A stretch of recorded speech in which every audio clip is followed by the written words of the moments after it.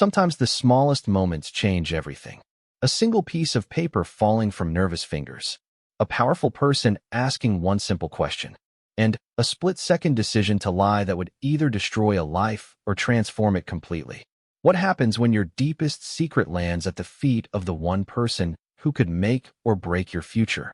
Sarah Martinez was about to find out that some lies have the power to create miracles, while others can shatter dreams into a million pieces. The question wasn't whether her secret would be discovered. The question was whether she would survive what came next. Sarah Martinez clutched her worn leather bag tighter as she hurried down the marble hallway of Morrison Industries. The 42nd floor always made her nervous, with its floor-to-ceiling windows overlooking the city and artwork that probably cost more than her yearly salary. She didn't belong here among the executives and board members, but her supervisor had insisted she deliver the quarterly reports personally to the executive offices. Her hands trembled slightly as she balanced the stack of folders while trying to check her phone. The text message from the hospital still glowed on her screen, and each time she read it, her heart sank deeper. Another bill. Another reminder that her 8-year-old daughter Emma needed surgery they couldn't afford. The insurance had denied the claim again, calling the procedure experimental, even though 3 doctors had recommended it as Emma's best chance at a normal life. Sarah had been working double shifts at Morrison Industries for 6 months, taking on extra projects, staying late, doing anything to earn overtime pay. Her position as a data analyst in the marketing department paid decent money, but decent wasn't enough when your child needed a $50,000 surgery. She had already sold her car, borrowed against her retirement, and taken every advance her company would allow. Still, she was $30,000 short, and the doctor said Emma couldn't wait much longer. The hallway seemed to stretch forever as Sarah made her way toward the executive wing. She had been in this building for 3 years, but this floor still felt foreign and intimidating. The executives lived in a different world up here, making decisions that affected thousands of employees while enjoying benefits and bonuses that most people could only dream about. Sarah often wondered if they ever thought about the struggles of their workers, the single mothers working multiple jobs, the families choosing between medications and groceries. As she approached the reception area for the executive offices, Sarah noticed how quiet everything was compared to the bustling floors below. Thick carpets muffled footsteps, and the air smelled of expensive coffee and leather furniture. The receptionist, a perfectly groomed woman in her 50s, barely looked up as Sarah announced her arrival. "I have the quarterly reports for Mr. Davidson's office," Sarah said, trying to keep her voice steady. "Leave them here. Someone will take care of it," the receptionist replied curtly, not bothering to make eye contact. Sarah hesitated. Her supervisor had specifically told her to deliver them to Mr. Davidson's assistant personally, to ensure they received proper priority. The reports contained critical data about their latest marketing campaigns, information that could influence major budget decisions. But the receptionist was already turning back to her computer, clearly dismissing Sarah's presence.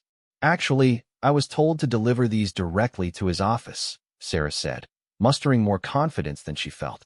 The receptionist sighed dramatically and, finally, looked up. "Fine. Down the hall, last office on the right. Try not to disturb anything." Sarah nodded and continued down the plush hallway, passing offices with names engraved on brass plates. She recognized some of the names from company newsletters, people who made headlines when they signed major deals or launched new initiatives. These were the decision-makers, the ones who shaped the company's future with their strategies and vision. As she walked, Sarah's mind drifted back to Emma, who was probably in art therapy at the children's hospital right now. Her daughter had been born with a rare bone condition that affected her mobility and caused chronic pain. The surgery could give Emma a chance at a normal childhood, the ability to run and play like other kids, to attend regular school instead of being homeschooled due to frequent medical appointments. Sarah had researched every possible option. She had applied for grants, reached out to charities, even started a crowdfunding campaign that had raised barely $3,000. Her ex-husband provided minimal child support and made it clear that Emma's medical expenses were not his responsibility. Sarah's parents had already given what they could, draining their own savings to help with previous treatments. The weight of the folders in her arms reminded her why she was here. doing work that was technically outside her job description. Every extra task, every additional responsibility was another step toward the money she desperately needed. Sarah had even been considering taking a second job, though she had no idea how she would manage the logistics with Emma's care schedule. Lost in her thoughts, Sarah didn't notice the loose corner of the carpet near Mr. Davidson's office. Her foot caught the edge, sending her stumbling forward. The folders flew from her arms, papers scattering across the hallway like autumn leaves. Among the scattered documents, something else fell from her bag, a small photograph that fluttered to the ground near the office door. Sarah dropped to her knees immediately, frantically gathering the papers and trying to put them back in order. Her face flushed with embarrassment as she scrambled to collect everything before anyone noticed the chaos. This was exactly the kind of mistake that could get her noticed for all the wrong reasons. The quarterly reports were confidential, and having them scattered across the executive hallway was not going to look good on her record. As she reached for the last few papers, Sarah heard footsteps approaching. She looked up to see a tall man in an expensive suit walking toward her. Her heart stopped as she recognized him from the company website and annual reports. It was James Morrison himself, the CEO and founder of Morrison Industries. At 62, he still commanded an impressive presence, with silver hair and intelligent gray eyes that seemed to take in everything around him. "Are you all right?" Morrison asked, his voice carrying genuine concern rather than the irritation Sarah had expected. "Yes, sir. I'm so sorry about the mess. I just tripped and—" Sarah stammered, still gathering papers while trying to stand up. Morrison knelt down beside her, helping to collect the scattered documents. His movements were deliberate and careful, treating the papers with the same respect he might show important contracts. Sarah was amazed that someone of his status would bother helping a low-level employee clean up her mistake. "These things happen," Morrison said with a slight smile. "No harm done." As they both reached for the same stack of papers, Morrison's hand brushed against the photograph that had fallen from Sarah's bag. He picked it up automatically, and Sarah felt her blood run cold. The image showed Emma in her hospital bed, smiling bravely despite the medical equipment surrounding her. On the back, in Sarah's handwriting, were the words, "For Emma's surgery fund. Every penny counts." Morrison held the photograph for a moment, studying it with the same attention he might give to a business proposal. Sarah wanted to snatch it from his hands, to pretend it had never fallen, but she was frozen in place by panic and embarrassment. This was her most private struggle, the desperate reality she worked so hard to hide from her colleagues and superiors. "Who's this for?" Morrison asked quietly, his eyes meeting Sarah's with unexpected intensity. The question hung in the air between them like a loaded weapon. Sarah's mind raced through possible responses, each one feeling more inadequate than the last. She could tell the truth, explain about Emma, the medical bills, her financial desperation. But that would mean admitting weakness, revealing the very personal struggles she had worked so hard to keep separate from her professional life. Or she could lie. It's for a friend," Sarah heard herself saying, the words coming out before she could stop them. "A friend's daughter. I'm helping them raise money." The lie felt heavy on her tongue, a betrayal of Emma and everything Sarah was fighting for. But she couldn't bring herself to expose their situation to the CEO, couldn't risk being seen as someone who brought personal problems to work. She had heard too many stories about employees being passed over for promotions or opportunities because management perceived them as distracted or unreliable due to family issues. Morrison nodded slowly, still holding the photograph. His expression was unreadable, and Sarah couldn't tell whether he believed her lie or saw right through it. The silence stretched between them, filled with tension and unspoken questions. "That's very kind of you," Morrison finally said, handing the photograph back to Sarah. "It's not easy when children are involved." Sarah took the picture with shaking hands, tucking it quickly back into her bag. She finished gathering the papers, hyper-aware of Morrison's presence beside her. When they both stood up, she felt even smaller next to his imposing figure. "These are the quarterly reports for Mr. Davidson," Sarah said, offering the folders with as much professionalism as she could muster. "I'll make sure he gets them," Morrison replied, taking the documents. "What's your name?" "Sarah Martinez, sir. I work in the marketing department." Morrison repeated her name softly, as if committing it to memory. "Thank you for delivering these personally, Sarah. It shows dedication." Sarah nodded, not trusting her voice to remain steady. She wanted to leave immediately, to escape this encounter before she made any more mistakes or revealed any more of her private struggles. But something in Morrison's demeanor suggested the conversation wasn't quite over. "How long have you been with the company?" he asked. 3 years, sir. "And you enjoy the work?" "Yes, very much. I'm grateful for the opportunity." Morrison studied her face with those penetrating gray eyes, and Sarah had the uncomfortable feeling that he could see past her professional facade to the desperation underneath. She wondered if he could sense the sleepless nights, the constant worry, the weight of responsibility that pressed down on her every moment. "Well," Morrison said finally, "I should let you get back to work. Thank you again for the delivery." Sarah nodded and started to walk away, her legs feeling unsteady beneath her. She had made it only a few steps when Morrison's voice stopped her. "Sarah?" She turned back, her heart hammering in her chest.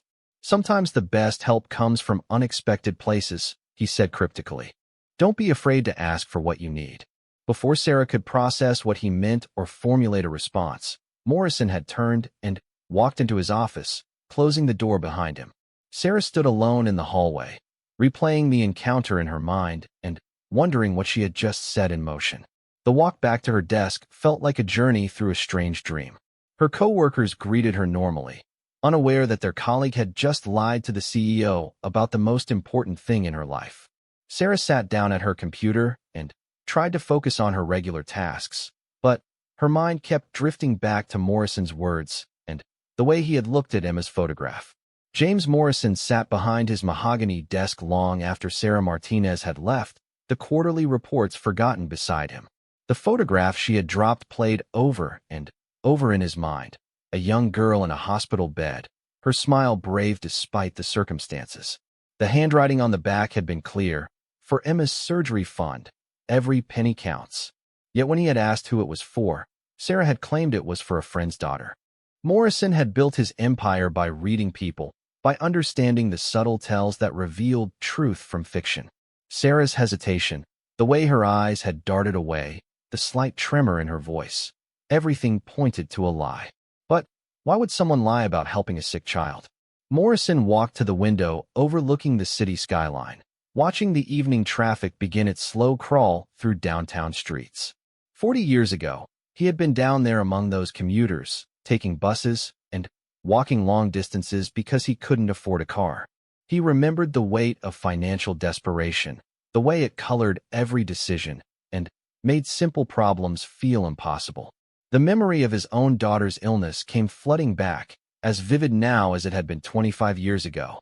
Rebecca had been only 7 when the doctors discovered the brain tumor. He and his wife Margaret had been successful by then. Morrison Industries already a growing company. But even with good insurance and financial resources, the ordeal had nearly destroyed them. The experimental treatments, the specialist consultations, the months of uncertainty, it had taken everything they had, financially and emotionally. Morrison pulled out his phone and scrolled through his contacts until he found Dr. Patricia Wells, Morrison Industries head of human resources. Patricia had been with the company for 15 years and knew every employee's file inside and out. If anyone could provide insight into Sarah Martinez's situation, it would be her. "Patricia, I need you to pull the personnel file for Sarah Martinez in marketing," Morrison said when she answered. "Of course, Mr. Morrison. Is there a problem?" "Just doing some research. Can you meet me in my office in 20 minutes? While he waited, Morrison did something he rarely had time for anymore. He walked through the building's lower floors, observing his employees as they finished their day. He had built Morrison Industries with the philosophy that success came from treating people well, but somewhere along the way, the company had grown so large that he had lost touch with the individual stories of struggle and triumph that made up his workforce. In the marketing department, he noticed Sarah's desk, neat and organized, with a small framed photo of a young girl with Sarah's same dark eyes and warm smile. The girl in the photo was clearly the same child from the dropped photograph, confirming what Morrison already suspected.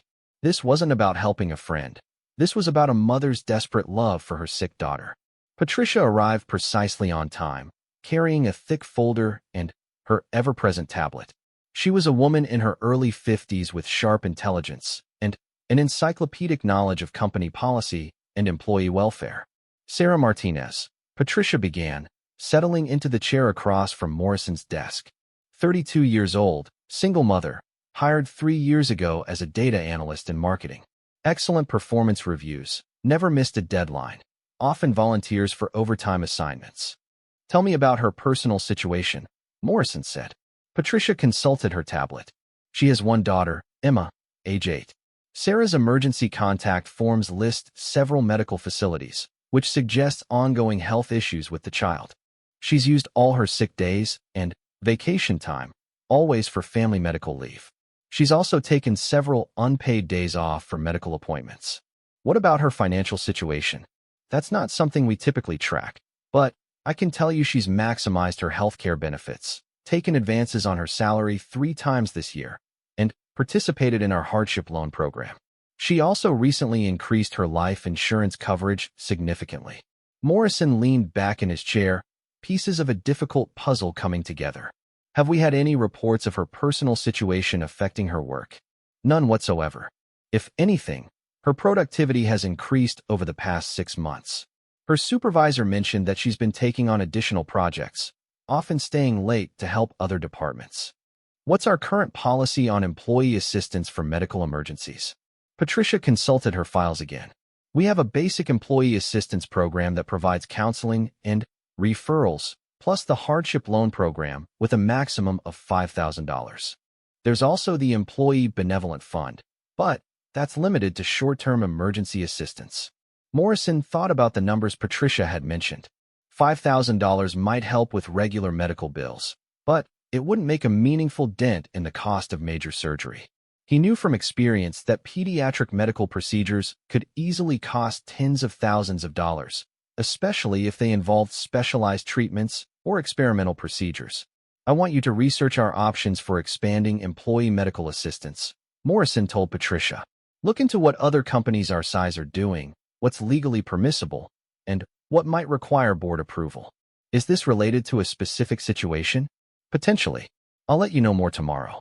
After Patricia left, Morrison sat alone with Sarah's personnel file spread across his desk.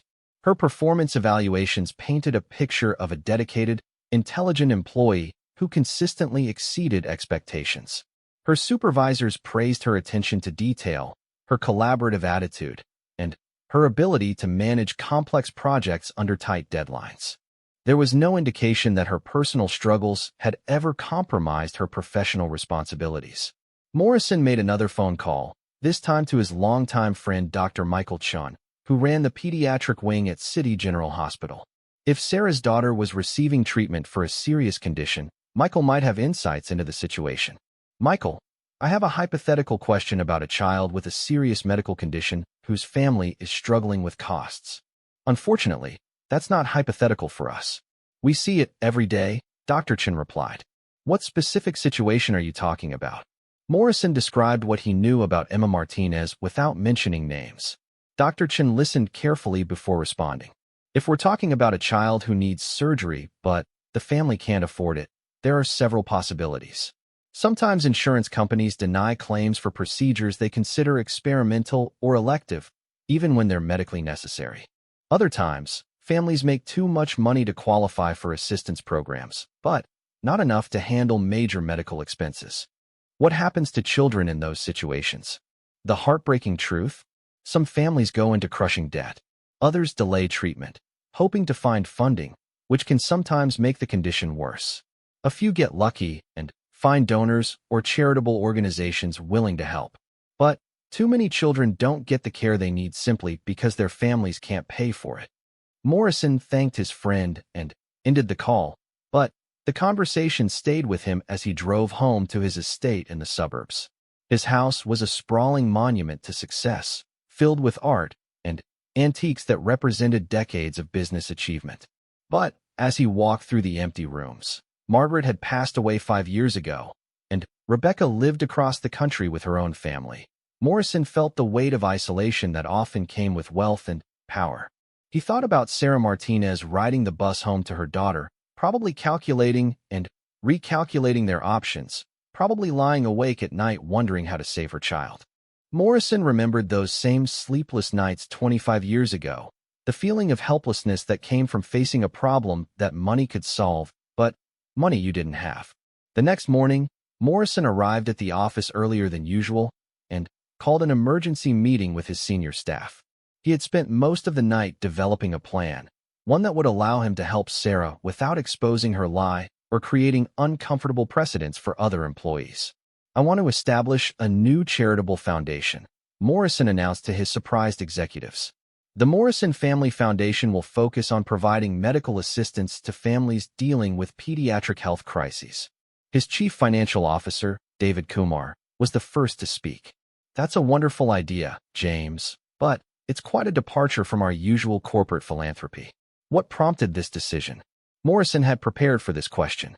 "I've been thinking about ways to make a more direct impact in our community. Children's medical care is an area where relatively modest investments can make profound differences in families' lives." Patricia Wells raised her hand. "How would the foundation interface with our employee assistance programs?" "It wouldn't be limited to employees," Morrison replied, "but they would certainly be eligible to apply for assistance. I want this to be a legitimate charitable foundation with proper oversight and fair distribution of funds." Morrison spent the next hour outlining his vision. The foundation would start with an initial endowment of $5 million from his personal funds. It would have an independent board of directors including medical professionals, financial experts, and community representatives. Applications would be reviewed by this board to ensure fairness and prevent any appearance of favoritism.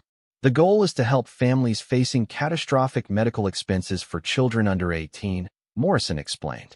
"We'll work with hospitals and doctors to verify medical necessity and cost estimates.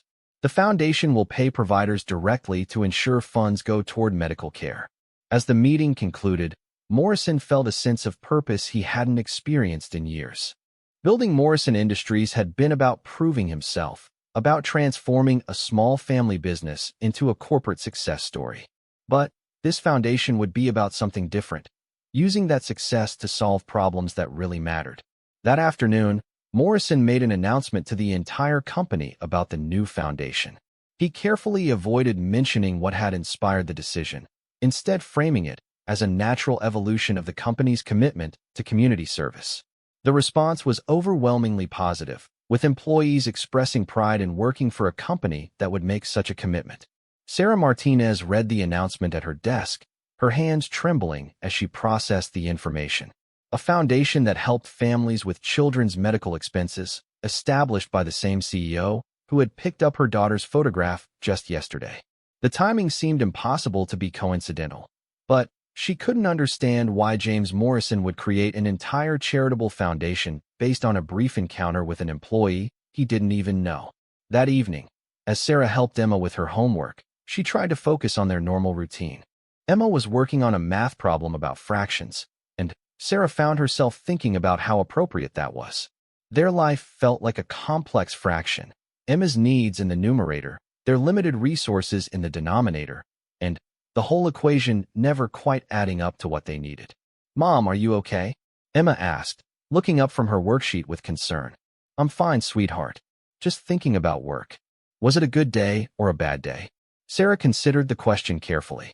Her encounter with Maury. Sarah stared at the foundation application on her computer screen for the third time that morning, her cursor blinking in the empty text fields like an impatient heartbeat.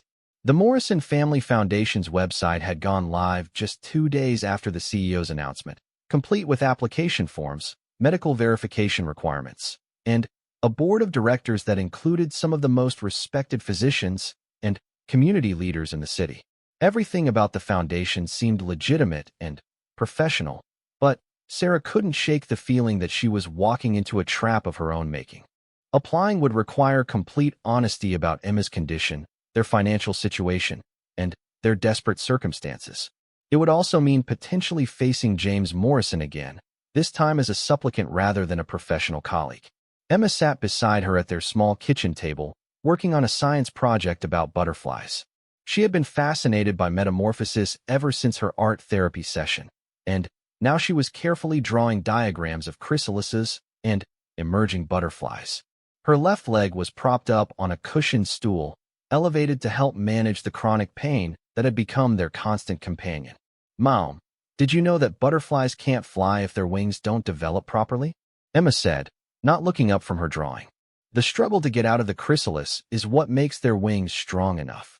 Sarah felt a tightness in her chest at her daughter's innocent observation. Here was Emma, facing her own struggle with grace and curiosity, while her mother agonized over pride and fear. The metaphor wasn't lost on Sarah. Sometimes you had to break out of protective shells, even when the process was painful and uncertain. "That's a beautiful drawing, sweetheart," Sarah said, closing her laptop and focusing on her daughter. "Tell me more about your project." As Emma explained the butterfly life cycle with enthusiasm, Sarah's phone rang. The caller ID showed Dr. Patricia Hernandez, Emma's orthopedic surgeon. Sarah's heart immediately jumped to worry. Unexpected calls from doctors rarely brought good news. "Mrs. Martinez, I have an update about Emma's surgery," Dr. Hernandez said without preamble. "The insurance company has denied our appeal, but something unusual has happened. I received a call yesterday from Dr. Michael Chun at City General. He's been asked to consult on pediatric cases for a new charitable foundation that helps families with medical expenses." Sarah felt the world tilt slightly around her. "What kind of foundation?" "The Morrison Family Foundation. Apparently, they're specifically focused on helping children who need surgeries that families can't afford." Dr. Chin asked me to review Emma's case and provide a detailed medical assessment for potential foundation consideration. "What does that mean exactly?" "It means if you apply to their foundation and your case is approved, they would cover the entire cost of Emma's surgery." Dr. Chin thinks Emma would be an excellent candidate. Her condition is medically clear, the treatment has a high success rate, and the long-term benefits are substantial. After ending the call, Sarah sat in stunned silence while Emma continued working on her project. The coincidence was too incredible to believe. 3 days after dropping her daughter's photograph in front of James Morrison, a foundation bearing his name had emerged with the exact mission needed to save Emma. That afternoon, Sarah made a decision that would have seemed impossible a week earlier. She called Morrison Industries and asked to speak with the CEO's office, her hands shaking as she waited on hold. "Mr. Morrison's office, this is Janet speaking. This is Sarah Martinez from the marketing department. I was wondering if I could schedule a brief meeting with Mr. Morrison about a personal matter." There was a pause. "Mr. Morrison doesn't typically take personal meetings with employees, but let me check his schedule. Can you tell me what this is regarding?" Sarah took a deep breath. "It's about the conversation we had in the hallway earlier this week, and the Morrison Family Foundation." 20 minutes later, Sarah received a call back. "Mr. Morrison can see you tomorrow at 4 o'clock. Please come to his office." That evening, Sarah couldn't concentrate on anything. She helped Emma with dinner and homework, but her mind kept racing through possible scenarios for tomorrow's meeting. Would Morrison be angry about her lie? Would he be sympathetic? Would he even remember their brief encounter? Emma noticed her mother's distraction during their bedtime routine. "You seem worried, Mom. I have an important meeting at work tomorrow. I'm nervous about it. Is it about my surgery?" Sarah was constantly amazed by her daughter's perceptiveness. "Maybe. I hope so. Can I give you some advice?" Sarah smiled despite her anxiety. "Of course. Just tell the truth. Even when it's scary, the truth usually makes things better." The next day passed in a blur of distracted work and mounting nerves. Sarah changed clothes 3 times before settling on her best professional outfit, a navy blue dress that conveyed both competence and respect. She arrived at Morrison's office precisely at 4 o'clock, her heart pounding so loudly she was sure the receptionist could hear it. Morrison's office was even more impressive than she had imagined. Floor-to-ceiling bookshelves, original artwork, and windows offering a panoramic view of the city. James Morrison sat behind his desk reading a document, but he looked up immediately when she entered and stood to greet her. "Sarah, thank you for coming. Please have a seat." He gestured to 2 comfortable chairs arranged near the windows, away from the formal intimidation of his massive desk. As they settled into the chairs, Sarah noticed that Morrison seemed different than he had in the hallway. Less imposing, more genuinely interested in what she had to say. "I assume this is about the foundation," Morrison said gently. "Yes, sir. And About what happened the other day in the hallway. Sarah's voice was steadier than she felt. I need to be honest with you about something. Morrison leaned forward slightly, his expression encouraging rather than judgmental. The photograph you picked up, the little girl in the hospital bed, that's my daughter, Emma. When you asked who it was for, I lied. I said it was for a friend's daughter, but it's for my own child. Sarah paused, waiting for Morrison's reaction, but his expression remained neutral and attentive. Emma is 8 years old, and she has a rare bone condition called fibrous dysplasia. She needs surgery to prevent permanent disability and chronic pain, but our insurance company has denied coverage 3 times. The surgery costs $50,000, and I've exhausted every resource I can think of. Morrison nodded slowly. Why did you lie about it? The question was asked without accusation, genuine curiosity rather than criticism. I was embarrassed. I was scared that admitting I had personal problems would affect my job or how people saw me professionally. I've worked so hard to keep Emma's medical issues separate from work because I didn't want anyone to think I couldn't handle my responsibilities. And now I'm applying to your foundation for help, which means I had to tell you the truth. I'm hoping you can forgive me for lying, and that my dishonesty won't disqualify Emma from consideration.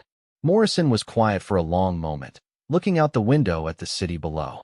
When he spoke, his voice carried a weight of personal experience that surprised Sarah. 25 years ago, my daughter Rebecca was diagnosed with a brain tumor. She was 7 years old, and even though we had resources that many families don't have, the experience nearly destroyed us. The uncertainty, the fear, the feeling of helplessness. I remember it all very clearly. Sarah felt tears pricking at her eyes as Morrison continued. I also remember the desperate calculations, the way you measure everything against your child's needs. The way you would do anything, sacrifice anything, to give them a chance at a healthy life. Morrison turned back to face Sarah directly. Your lie didn't surprise me or offend me. It told me exactly what I needed to know about how much you love your daughter and how hard you've been fighting for her. I don't understand. The foundation wasn't created because of some long-term philanthropic plan. It was created because a mother dropped a photograph in my hallway and then lied about it to protect her daughter's dignity. Your lie showed me that there are probably hundreds of employees in this company facing similar struggles, people who are too proud or too scared to ask for help. Sarah stared at Morrison in shock. You created an entire charitable foundation because of me. I created it because of families like yours. You just helped me realize how urgently it was needed. Morrison stood and walked to his desk, returning with a folder. I've already had our foundation board review Emma's case based on the medical reports Dr. Chin provided. They've unanimously approved full funding for her surgery. Sarah felt the room spinning around her. I don't understand. I haven't even submitted an application yet. Sometimes bureaucracy needs to get out of the way of doing what's right, Morrison said with a smile. Dr. Hernandez has been notified that the foundation will cover all costs associated with Emma's surgery and follow-up care. She can schedule the procedure as soon as Emma is medically ready. Tears began flowing down Sarah's cheeks before she could stop them. After months of desperate worry, sleepless nights, and impossible calculations, her daughter's future was being handed to her by a man she barely knew. I don't know how to thank you, Sarah managed through her tears. Don't thank me. Thank Emma for being brave enough to inspire her mother to keep fighting, even when the odds seemed impossible. Morrison handed Sarah a box of tissues and returned to his chair, giving her time to compose herself. There is one condition, he said after a moment. Sarah felt her heart sink. Of course there would be conditions.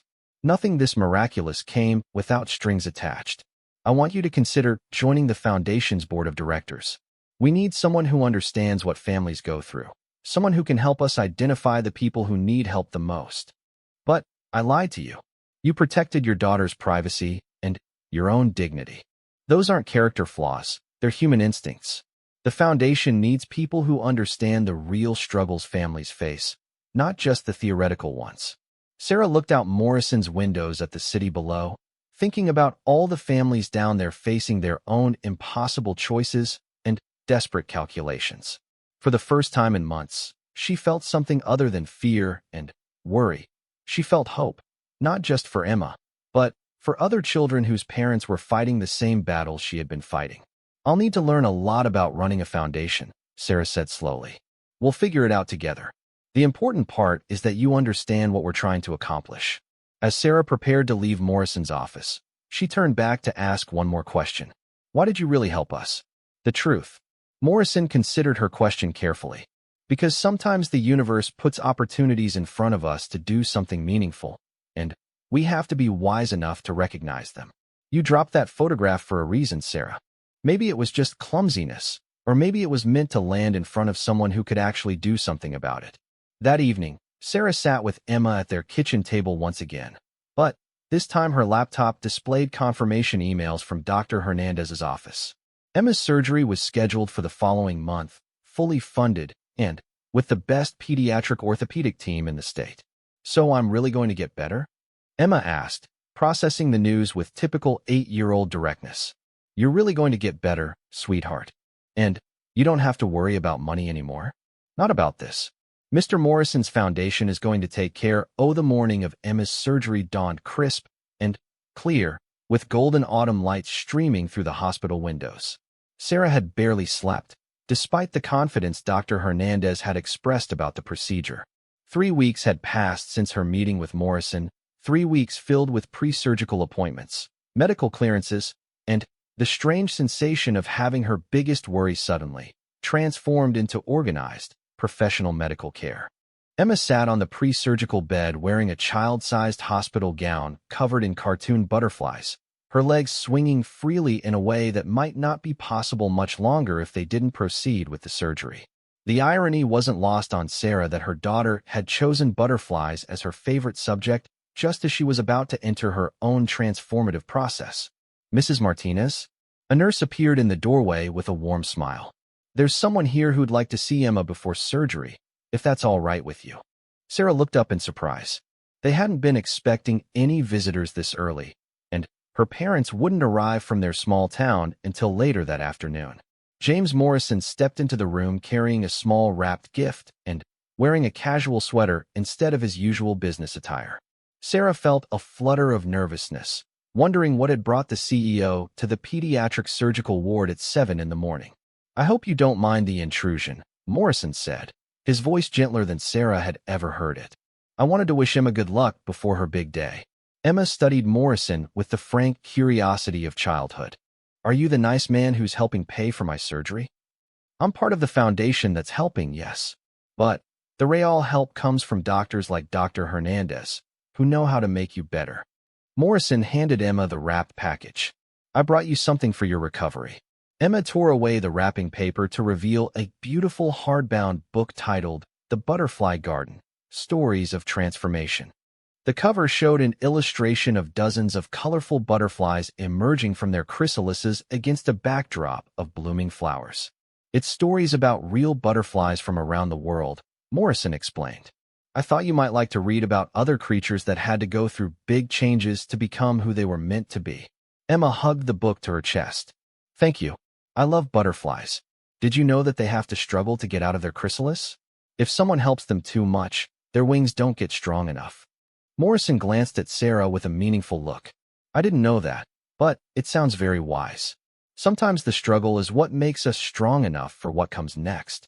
Dr. Hernandez appeared in the doorway, dressed in surgical scrubs and radiating the calm confidence Sarah had come to appreciate over the months of consultations and planning. Good morning, Emma. Are you ready to get those bones fixed so you can run around like other kids? Emma nodded eagerly, though Sarah noticed her daughter's grip tightened slightly on the new book. For all her bravery, Emma was still an 8-year-old facing major surgery. Mr. Morrison, Dr. Hernandez acknowledged with a respectful nod. I didn't expect to see you here this morning. I wanted to make sure everything was proceeding smoothly. Emma is our foundation's first patient, so she's very special to us. She'll be in excellent hands, Dr. Hernandez assured him. The surgical team is the best in the region, and Emma's case is actually quite straightforward from a technical perspective. We expect a complete recovery with full mobility restored. As the medical team began preparing Emma for surgery, Morrison pulled Sarah aside. How are you holding up? Terrified and grateful in equal measure, Sarah admitted. A month ago, this surgery was an impossible dream. Now it's really happening, and I don't know how to process that. I've been thinking about what you said regarding recognizing opportunities to do something meaningful, Morrison said. I want to offer you something beyond the foundation board position. Sarah looked at him with curiosity. I'd like you to consider becoming the foundation's first full-time family advocate. It would involve working directly with families applying for assistance, helping them navigate the application process, and serving as a liaison between the foundation and medical providers. I don't have experience in nonprofit work or medical administration, but you have experience in being the mother of a sick child, which is more valuable than any formal training. You understand what families need most, not just financial assistance, but someone who truly comprehends their situation. Before Sarah could respond, a surgical technician approached. We're ready to take Emma to the operating room now. The next few hours passed in the surreal time dilation that accompanies waiting during surgery. Sarah sat in the family waiting area with Morrison, who had insisted on staying throughout the procedure. They talked about the foundation's future plans, about other families who had already submitted applications, about the ripple effects that occur when people choose to help each other. I've received over 200 employee nominations for families who might benefit from foundation assistance, Morrison told Sarah. Apparently, once people knew help was available, they started looking out for each other in ways I never expected. What kinds of situations? Everything imaginable. A janitor's son who needs hearing aids. A secretary's daughter with diabetes whose insulin costs are overwhelming the family budget. A maintenance worker whose wife is battling cancer. It turns out our company is full of people quietly struggling with medical expenses they can't manage alone. Sarah thought about all the time she had worked alongside colleagues, never knowing what private battles they were fighting. I spent 3 years thinking I was the only one dealing with something like this. That's the tragedy of medical financial stress. It's so common, but people suffer through it in isolation. They're ashamed to admit they can't afford their family's healthcare, so they struggle alone instead of reaching out for help that might be available. Dr. Hernandez appeared in the waiting room doorway, still in surgical scrubs, but with a broad smile that immediately told Sarah everything she needed to know. The surgery was a complete success, Dr. Hernandez announced. We were able to remove all the affected bone tissue and replace it with healthy bone grafts. Emma's recovery should be straightforward, and within 6 months, she should have full mobility with no pain or limitations. Sarah felt years of tension and fear finally release from her shoulders. She's really going to be okay? She's going to be better than okay. She's going to be a normal, healthy little girl who can run and play and live without chronic pain. As they were escorted to Emma's recovery room, Morrison walked beside Sarah through the hospital corridors. I want to ask you something, Sarah said. That first day in the hallway, did you know I was lying about the photograph? Morrison considered the question. I suspected it. But, more importantly, I recognized the look of a parent who would do anything to protect their child. That's when I knew the foundation needed to exist. Emma was awake when they reached her room, groggy from anesthesia but alert enough to smile when she saw her mother. Her left leg was wrapped in bandages and elevated, but Dr. Hernandez had assured them that the extensive wrapping was purely precautionary. How do you feel, sweetheart? Sarah asked, taking Emma's hand. Sleepy, and my leg feels weird, but not hurting weird. Different weird. That's the anesthesia, Dr. Hernandez explained. You'll feel more normal as it wears off, but the pain should be manageable with medication. Over the next few days, as Emma's recovery progressed smoothly, Sarah had time to consider Morrison's job offer. She visited the foundation's new offices, located in a bright, welcoming space near several major hospitals. The staff was small but dedicated, and Sarah was impressed by their systematic approach to evaluating applications and distributing assistance. We've helped 12 families so far, explained Maria Santos, the foundation's operations director. The average assistance amount is $38,000 per family, and we're tracking outcomes to measure the long-term impact of our intervention. Sarah looked at the wall display showing photos and brief stories of the children who had been helped. A toddler who had received a life-saving heart surgery. Twin boys whose cleft palate repairs had been funded.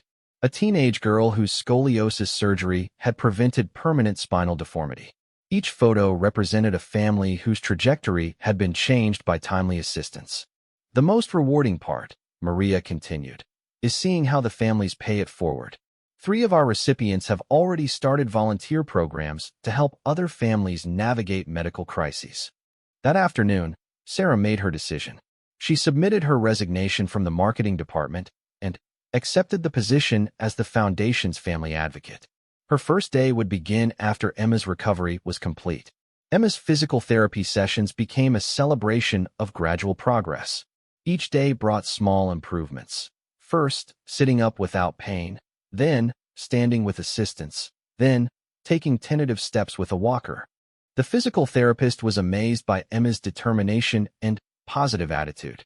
Most adult patients complain constantly during recovery, the therapist told Sarah. Emma treats every exercise like a game she's determined to win.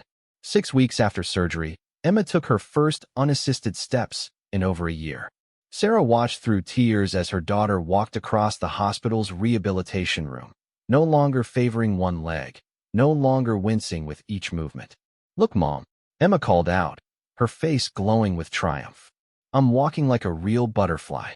That evening, as they celebrated at home with Emma's favorite dinner and a butterfly-shaped cake, Emma had a question for her mother. "Are you going to help other kids like me at your new job?" "I'm going to try. There are lots of families who need help with medical costs for their children." "Good. Everyone should have someone like Mr. Morrison to help them." 1 year later, Sarah Martinez stood at the podium in Morrison Industries' main conference room, looking out at an audience of employees, medical professionals, and community leaders gathered for the Morrison Family Foundation's first annual Impact Report presentation. The room was filled with faces she had come to know over the past months. Families whose lives had been changed by the Foundation's assistance, medical providers who had partnered with their mission, and volunteers who had dedicated countless hours to helping children in need. Emma sat in the front row, her legs crossed comfortably beneath her, no trace of the pain that had once defined her daily existence. She wore a bright yellow dress covered in butterfly patterns and held a small poster she had made for the presentation. Over the past year, Emma had become something of a Foundation mascot, visiting other children in the hospital and sharing her butterfly stories with families facing their own medical crises. 12 months ago, the Morrison Family Foundation didn't exist, Sarah began, her voice steady despite the magnitude of what she was about to share. "Today, I'm proud to report that we have assisted 87 families with medical expenses totaling over $3 million. More importantly, we have helped 87 children receive the medical care they needed to live healthy, full lives." The presentation included photographs and brief stories from some of the families they had helped. Maria Santos had done an excellent job documenting outcomes, tracking not just the immediate medical interventions, but the long-term impact on families' financial stability and emotional well-being. "One of our most remarkable discoveries," Sarah continued, "has been the ripple effect of assistance. When we help one family, they often become advocates for others. We now have over 30 volunteers who are former Foundation recipients, people who understand exactly what applicant families are experiencing."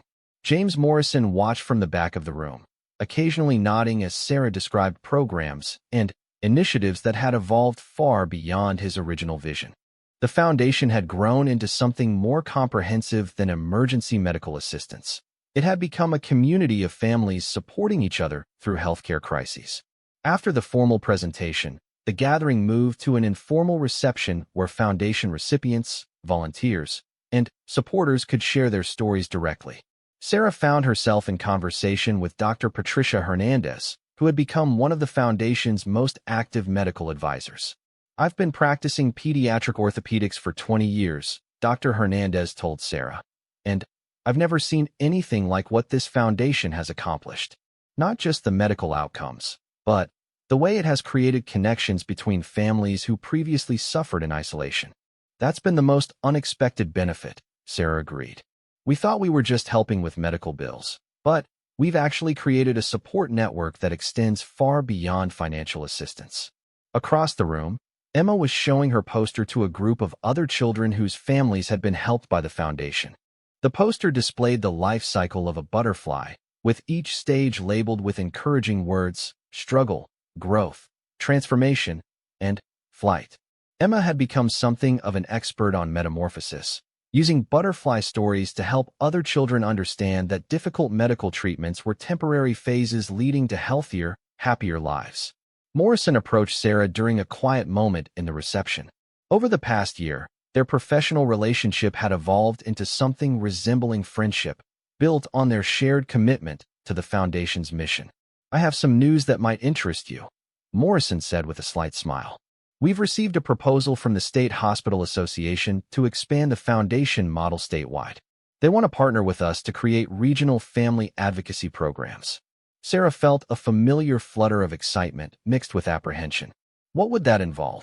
Training advocates like you to work in hospitals throughout the state, helping families navigate not just Foundation assistance, but all available resources for medical financial support. It would be a significant expansion of your current role.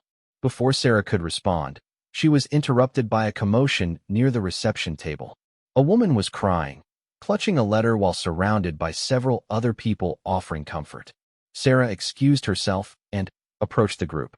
"What's happening?" Sarah asked Maria Santos, who was also moving toward the disturbance. "That's Jennifer Walsh," Maria explained quietly. "Her daughter needed emergency cardiac surgery 6 months ago, which the Foundation fully funded. She just received a letter from another charitable organization offering to fund her son's treatment for a rare genetic condition." Sarah approached Jennifer, who was still holding the letter with shaking hands. "I can't believe it," Jennifer said through her tears. "When Katie needed heart surgery, I thought our lives were over. We had no money, no options, nowhere to turn. The Foundation saved us. And somehow, word got out about our situation. And now this other organization wants to help with Tommy's condition too." "Sometimes good news creates a ripple effect," Sarah said, putting a comforting hand on Jennifer's shoulder. "When people see families being helped, it inspires them to look for other ways to make a difference." As the reception continued, Sarah found herself reflecting on the journey that had brought them all to this moment. A year ago, she had been a desperate mother hiding her struggles from everyone around her. Tonight, she was surrounded by a community of people who had transformed their own experiences with medical crises into a force for helping others. Later that evening, after the reception had ended and the conference room had been cleaned, Sarah and Morrison stood alone by the large windows overlooking the city. "Do you ever think about what might have happened if I hadn't dropped that photograph?" Sarah asked. "I think about it often," Morrison replied. "But I've come to believe that somehow, someway, the Foundation would have come into existence. Maybe not exactly as it is now, but the need was too great for it to remain unaddressed forever." "You really think so?" "I think people like you, parents who would do anything for their children, have a way of making the impossible possible. The photograph was just the catalyst. Your love for Emma, your determination to fight for her, that was the real force behind everything that followed." Sarah looked down at the city streets below, thinking about all the families down there facing their own impossible situations, their own desperate calculations. "The state expansion program," she said finally. "I want to do it." Morrison smiled. "I was hoping you would say that. We'll start with 5 regional centers, each with a trained family advocate. You'll oversee the program and train the other advocates." "What about Emma?" "This will require travel, more time away from home. Emma will come with you when appropriate. In fact, I think she'll be one of our most effective advocates. Children relate to other children in ways that adults sometimes can't." As if summoned by their conversation, Emma appeared in the conference room doorway, looking slightly sleepy but still excited from the evening's events. "Mom, Mrs. Santos said there are kids in other cities who need help too. Can we help them?" Sarah knelt down to Emma's level. "Would you like to help other kids like we were helped?" "Yes. I could tell them about butterflies, and how being in the hospital isn't scary if you remember that you're just in your chrysalis, getting ready to fly." Morrison watched the exchange with evident emotion. "It sounds like our expansion program just gained its youngest consultant." Over the following months, as the state expansion program took shape, Sarah found herself traveling throughout the region, setting up advocacy programs and training other advocates. Each new location brought stories that were simultaneously heartbreaking and inspiring. Families facing impossible medical expenses who had discovered that help was available if they knew how to access it. Emma indeed became an integral part of the program. Her butterfly presentations became legendary among pediatric patients, and Hospitals began requesting her visits specifically for children facing major surgeries or difficult treatments. She had developed an uncanny ability to explain complex medical procedures using butterfly metaphors that made sense to frighten young patients. Sometimes the doctors have to help you break out of your old body so you can grow into your new, stronger one, Emma would explain to children facing orthopedic surgeries. It might feel scary, but caterpillars probably feel scared too when they start changing into butterflies. The Foundation's influence extended beyond medical assistance. Hospitals began implementing family advocacy programs even for patients who didn't qualify for Foundation funding. Medical schools started offering courses on addressing healthcare financial stress.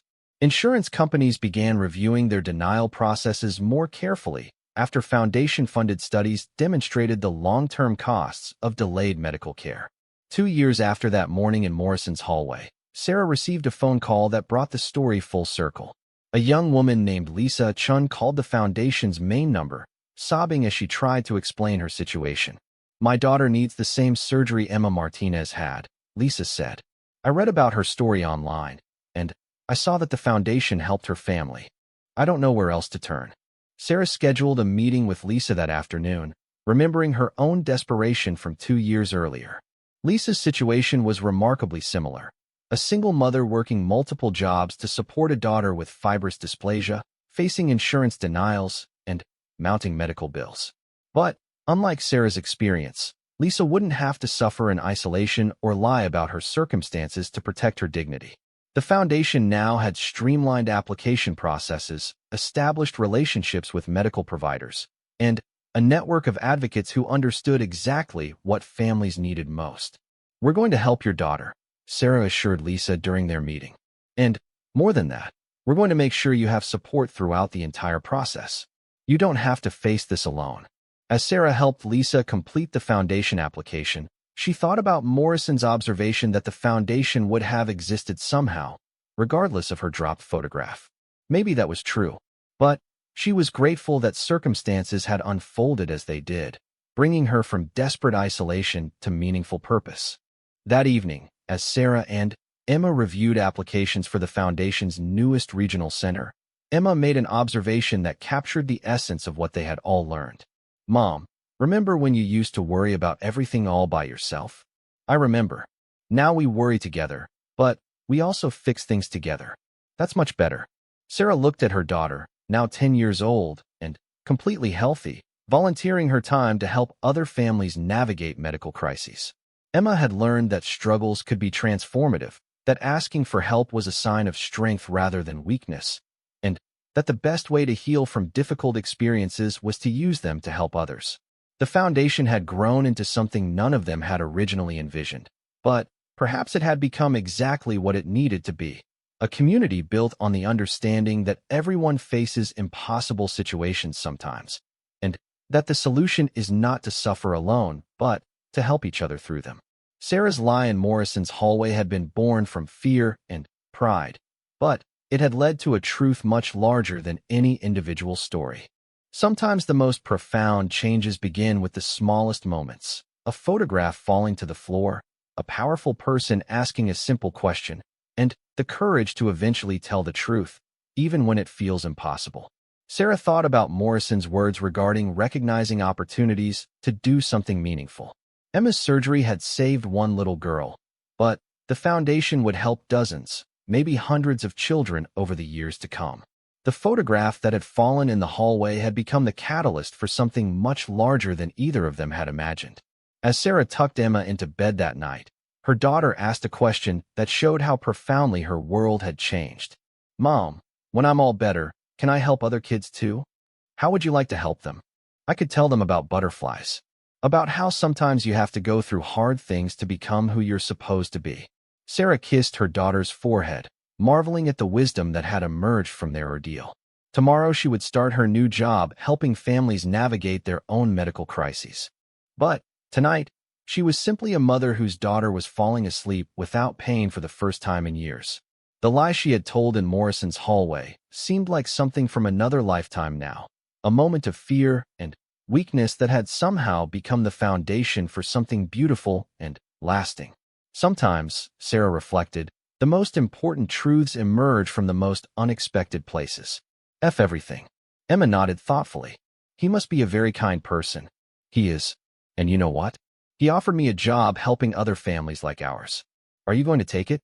Sarah looked at her daughter's hopeful face and thought about Morrison's words regarding recognizing opportunities to do something meaningful. I think I am. Sun still felt surreal, and the foundation announcement added another layer of confusion to her emotions. I think it might have been a very important day, she said finally. But I won't know for sure until later. Emma nodded solemnly, accepting her mother's cryptic answer with the wisdom of a child who had learned to live with uncertainty.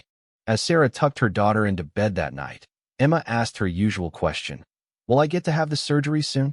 I hope so, baby. I'm working on it. I know you are, Mom. You work really hard for me. As Sarah kissed Emma goodnight, she made a decision.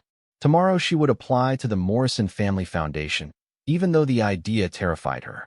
She would have to be completely honest about their situation, which meant risking exposure of her lie to the CEO. But Emma's needs had to come before Sarah's fear of consequences. What Sarah didn't know was that Morrison had already begun the process of fast-tracking the foundation's first case. He had contacted Dr. Chen again, this time asking for a referral to the best pediatric orthopedic surgeons in the region. By tomorrow evening, the Morrison Family Foundation would be ready to receive its first application, and Morrison had every intention of ensuring that application received the urgent attention it deserved. The lie that had seemed so important yesterday was about to become irrelevant in the face of a truth much larger than Sarah could have imagined. That evening, as Sarah picked up Emma from the hospital's daycare program, she couldn't shake the feeling that something had fundamentally shifted.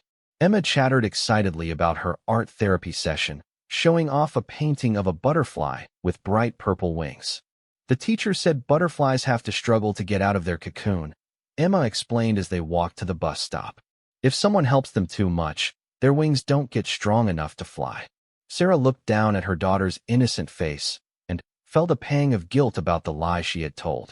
Here was Emma, facing her challenges with courage and wisdom beyond her years, while her mother had chosen deception over honesty when confronted by an opportunity to speak truth. As they rode the bus home through the city's evening traffic, Sarah made a decision. Tomorrow she would find a way to tell Morrison the truth. She would admit her lie, explain about Emma's condition, and accept whatever consequences came from her moment of weakness. Her daughter deserved a mother who fought with integrity, even when the odds seemed impossible. But as Sarah watched the city lights blur past the bus window, she had no idea that her lie had already begun to create ripples that would change both their lives in ways she couldn't imagine. Sometimes the truth takes its own path, regardless of the stories we tell to protect ourselves.